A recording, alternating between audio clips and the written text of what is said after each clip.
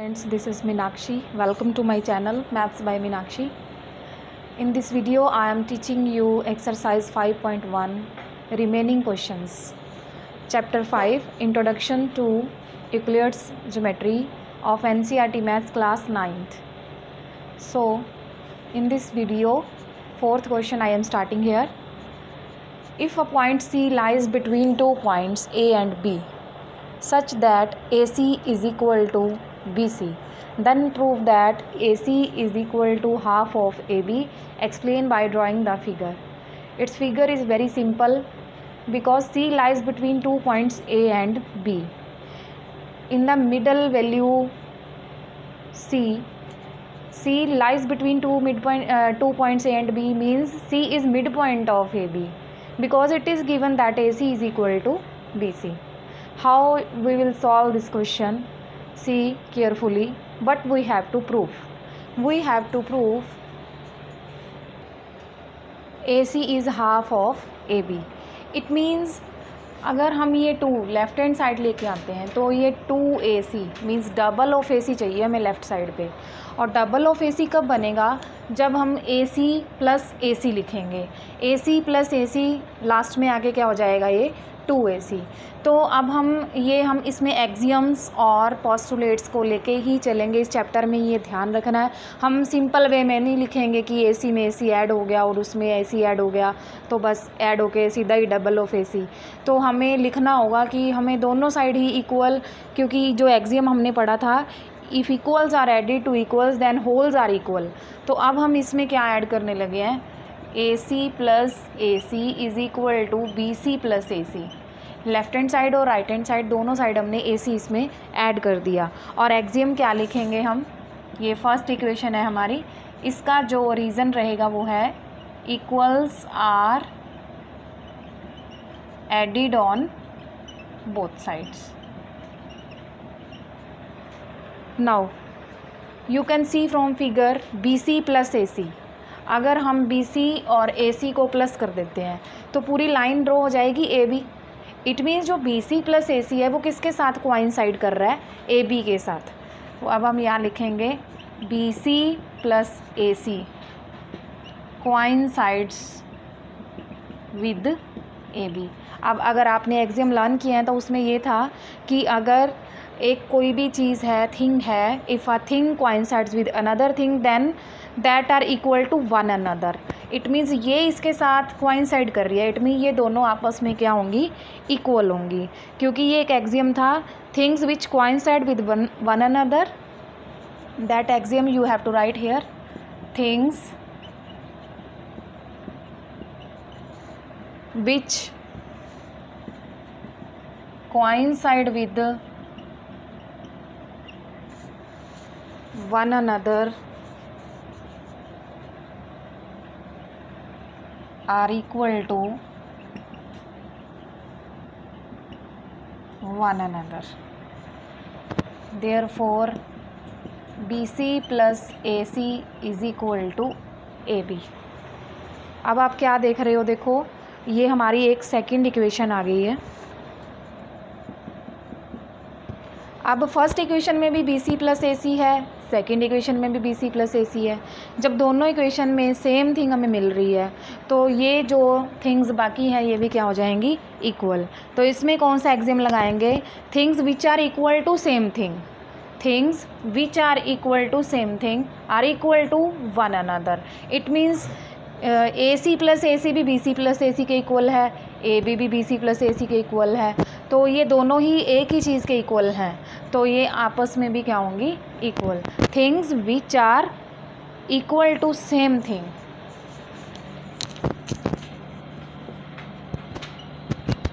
Things which are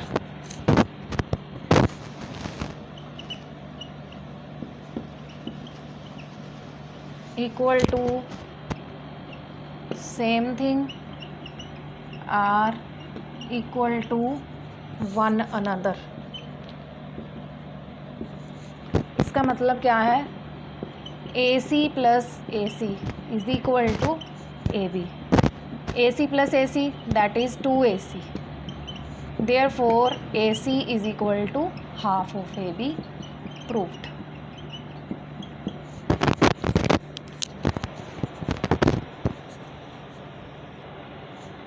Now fifth question is, in the above question point C is called a midpoint of line segment AB. Prove that every line segment has one and only one midpoint. तो अब हमने इसमें fourth question में हमने किया था कि C lies between A and B given था. जब एक पॉइंट एक लाइन के दो पॉइंट्स के बीच में लाई करता है, it means that is mid point of that two points. It means अब हमारे पास हमने ये प्रूव करना है कि ये जो C है सिर्फ एक ही लाइन सेगमेंट का एक ही मिड पॉइंट होता है. बट हम यहाँ पे क्या करेंगे, इसकी कॉन्ट्राडिक्शन लेके चलेंगे कि ऐसा नहीं होता, फिर इसको रॉन्ग प्रूव करेंगे. तो हम लेके चल रहे हैं कि एक लाइन के सपोज हमारे पास दो पॉइंट्स हैं that are C and D. Let there be two points C and D. अब हमें पता है कि ये C है जो AB का मिड पॉइंट है. अगर C AB का मिड पॉइंट है तो AC किसके इक्वल होगा, BC के इक्वल होगा. अब हमने ये सारा क्वेश्चन फोर्थ में किया है, देखो कि equal are ready to both sides, then BC plus AC coincide with AB. तो हमने लास्ट में आके क्या प्रूव किया था, double of AC is equal to AB. तो हमने ये देखो हमने लास्ट में ये प्रूव किया है double of AC is equal to AB. तो अगर C AB का मिड पॉइंट है तो डबल ऑफ AC किसके इक्वल होगा, AB के. सिमिलरली अब D भी हमने सपोज किया है कि इसका मिड पॉइंट है. Similarly if D is mid point of AB then double of AD is equal to AB. अगर C को हटा दें, D को देखें कि D इसका मिड पॉइंट है, तो सिमिलरली इसी वे में चलेंगे हम. बट सारा लिखने की ज़रूरत नहीं है, बस सिर्फ हम लिख देंगे कि similarly double of AD is equal to AB.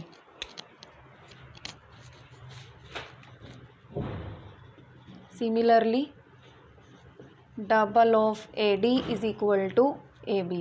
तो ये हमारी फोर्थ इक्वेशन हो जाएगी. थर्ड क्या थी हमारे पास, double of AC equal to double of AB, that is third. अब हमने ये एक एक्सियम किया था, things which are double of same thing are equal to one another.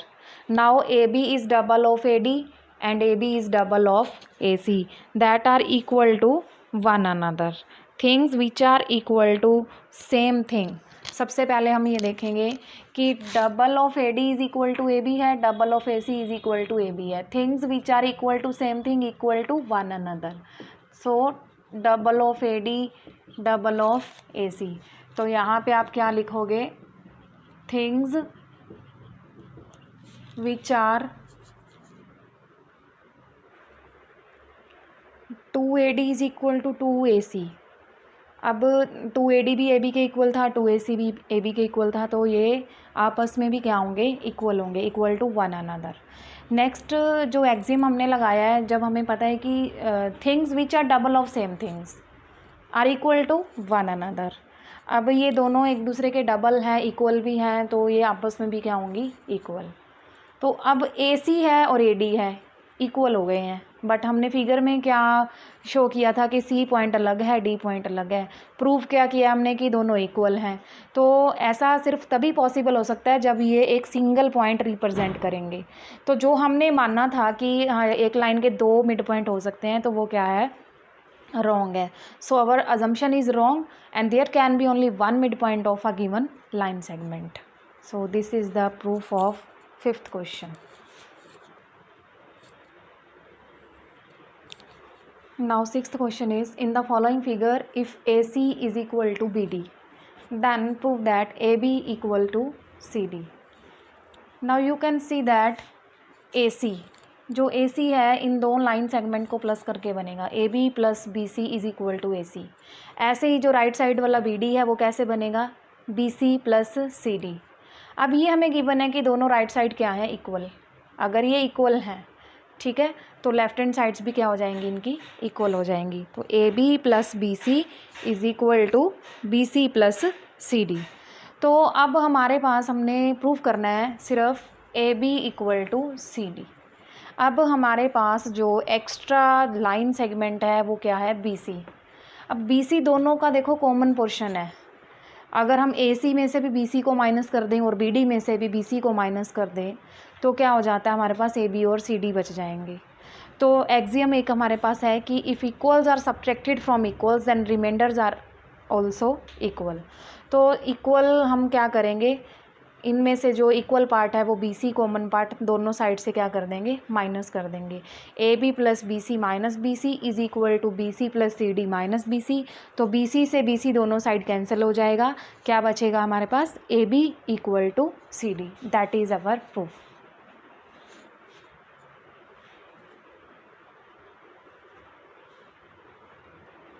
Seventh question is, why is axiom 5 in the list of Euclid's axioms considered a universal truth? axiom 5 क्या था हमारे पास, whole is greater than the part। तो इस axiom को हम देखें, चाहे अपनी लाइफ में देखें या फिर मैथ्स में देखें, दोनों में ही ये ट्रुथ होता है, यूनिवर्सल ट्रुथ है ये। तो हम दो केस लेंगे इसमें, एक मैथ्स में लेंगे और एक कोई भी फील्ड, कुछ भी आप SST में ले सकते हो, साइंस में किसी भी सब्जेक्ट का या अपनी लाइफ का कोई भी एक केस बना के लिख सकते हो। तो एक केस फर्स्ट जो मैथ्स का है वो है T, मैंने कोई भी वेरिएबल ले लिया जो होल क्वांटिटी को रिप्रेजेंट कर रहा है, and ABC are parts of it. T क्या है, एक होल क्वांटिटी है, ABC इसके पार्ट्स हैं। तो अगर मैं इन तीनों पार्ट्स को ऐड कर देती हूँ तो मेरे पास क्या बन जाता है, T। इट मीन्स क्या क्लियर हो रहा है कि T है वो ग्रेटर रहेगा इन तीनों पार्ट्स को अगर हम अलग अलग देखते हैं। तो T A से भी बड़ा है, T B से भी बड़ा है, T C से भी बड़ा है। तो इसलिए होल नंबर है जो उसके अपने पार्ट्स से क्या होता है, हमेशा ग्रेटर होता है। सेकंड केस जो हम करेंगे वो होगा कोई भी फील्ड, अभी हम यहाँ पे पढ़ेंगे कॉन्टिनेंट एशिया के बारे में। Case second is, let us consider the continent Asia. Let us consider a country India which belongs to Asia. Now India is part of Asia and it can be observed that Asia is greater than India. अब India Asia का part है, Asia is whole and India is the part of that continent. तो आप किसी भी field में जाओगे, this is true for anything in any part of the world, कोई भी आप कुछ भी अज्यूम कर सकते हो किसी भी पार्ट में वर्ल्ड के, ये हमेशा क्या होगा, ट्रूथ ही होगा। But whole is greater than the part and is thus are universal truth. इसलिए ये क्या बन जाता है, एक यूनिवर्सल ट्रूथ भी बन जाता है ये एक्सियम। तो with this question we have completed this chapter. Thanks for watching this video. Please subscribe my channel, press bell icon for more videos, like, share and comment also. Thanks.